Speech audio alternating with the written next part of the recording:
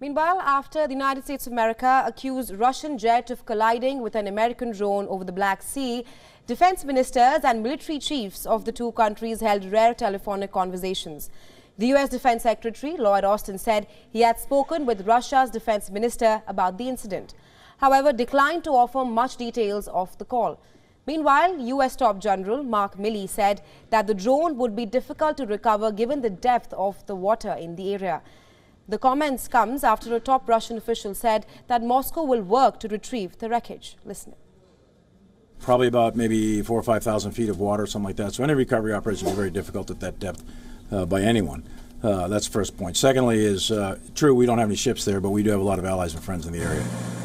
The mid-air collision between a U.S. spy drone and a Russian fighter jet in international airspace prompted a rare direct call between military leaders in Washington and Moscow.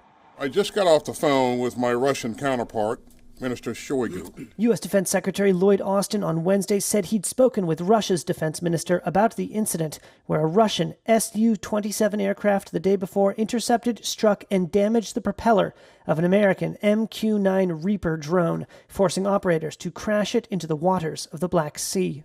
And the United States will continue to fly and to operate wherever international law allows.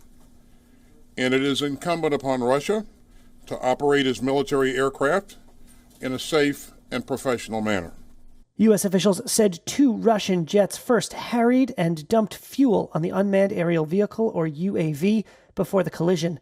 U.S. General Mark Milley, the chairman of the Joint Chiefs of Staff, said it was not yet clear whether the crash was intentional or accidental. Was it intentional or not? Don't know yet. We know that the intercept was intentional. We know that the aggressive behavior was intentional. We also know it was very unprofessional and very unsafe.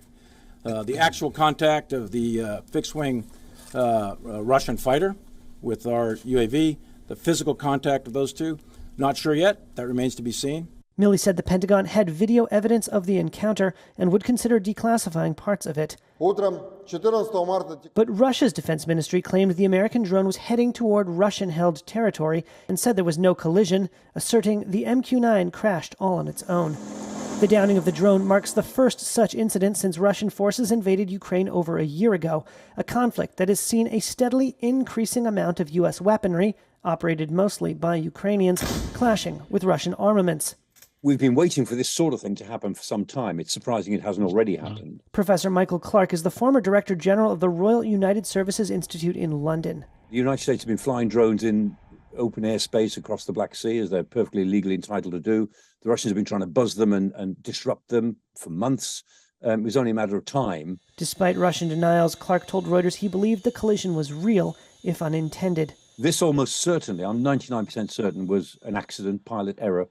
I mean, the Su-27 pilot who can deliberately and safely fly his plane into the propeller of a Reaper drone hasn't yet been born.